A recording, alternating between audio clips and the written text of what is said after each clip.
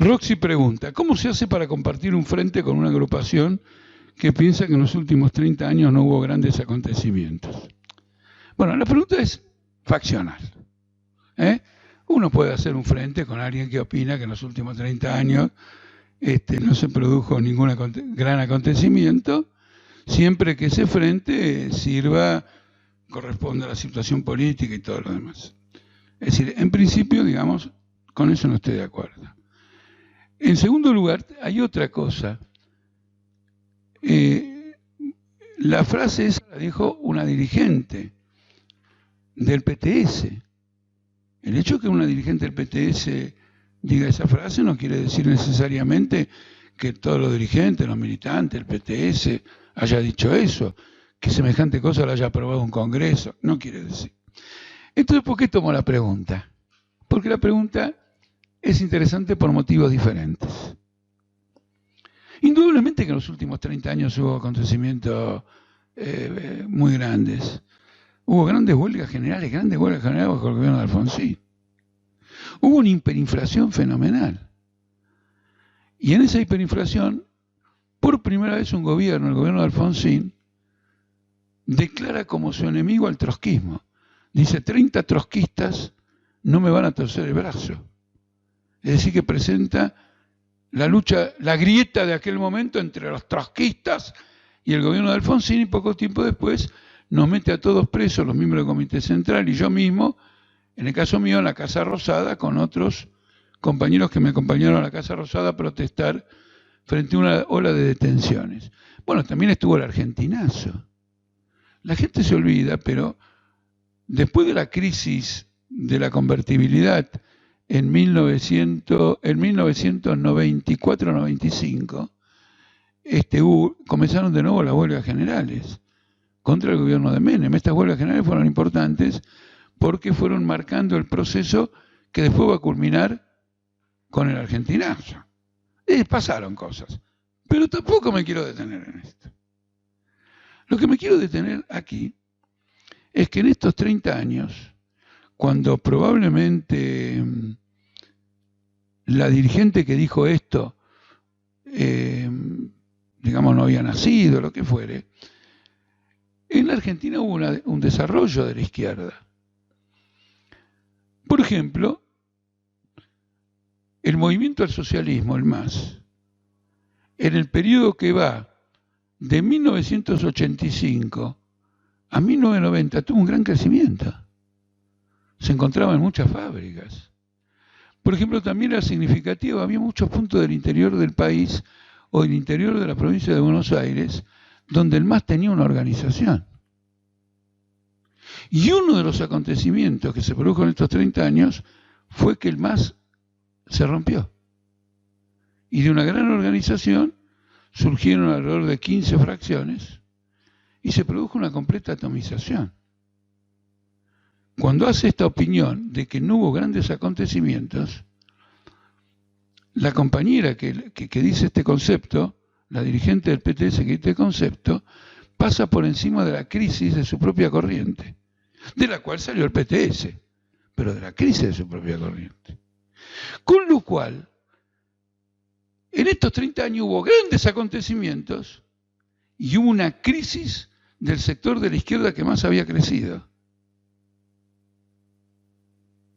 Y si esa crisis no se hubiera producido, y ese sector de la izquierda que más había crecido, y que por lo tanto tenía por delante una perspectiva de desarrollo interesante, hubiera tenido una política correcta, a lo mejor se hubieran producido acontecimientos todavía más grandes que los que se produjeron. Es decir, la falla de este concepto la quiero concentrar en que ella no advierte, siendo dirigente, siendo militante, el problema de la crisis de dirección de la izquierda y la crisis a veces de la misma izquierda. La crisis de dirección del movimiento obrero y a veces la crisis de dirección de la misma izquierda. Porque, ¿qué institución, organismo, organización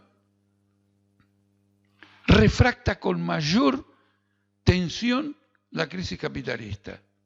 ¿El Banco de la Reserva Federal de Estados Unidos? No. ¿Los acreedores de la deuda? No. los partidos obreros. Porque la crisis capitalista desorganiza la sociedad. Y si no están preparados para comprender esa desorganización y darle un rumbo estratégico que unifica a la clase obrera, se imponen los capitalistas.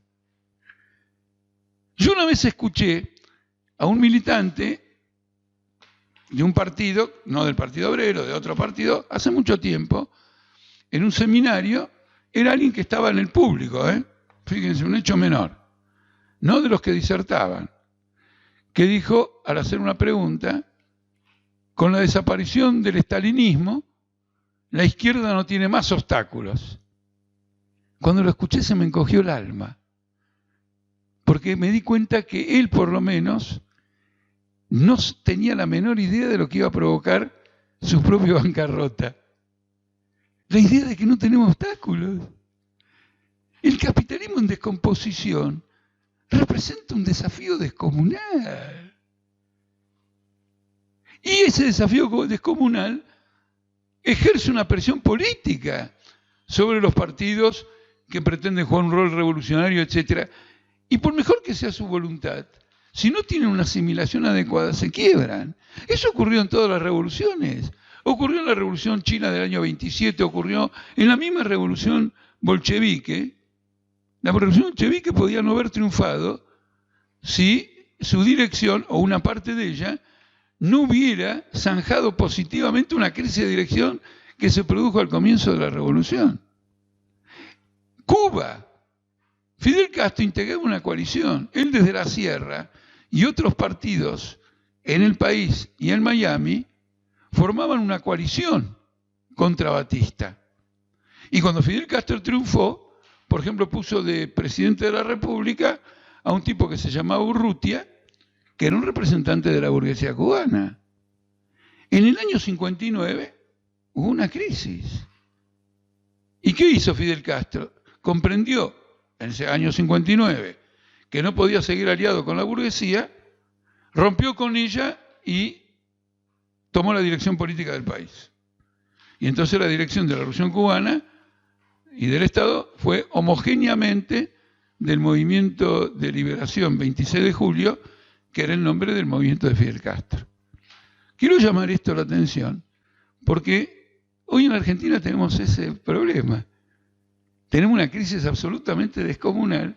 La única que puede darle una solución a esa crisis, unificar a la clase obrera con una estrategia política, es la izquierda, y una dirigente dice que en los últimos 30 años no hubo grandes acontecimientos, olvidando que no solo que los hubo, sino que el mayor de ellos es que el partido que perfilaba por su crecimiento como un partido que podía ser un desafío al poder, fracasó porque su programa, sus métodos, su perspectiva, su estrategia y su táctica en los momentos fundamentales demostraron ser equivocados.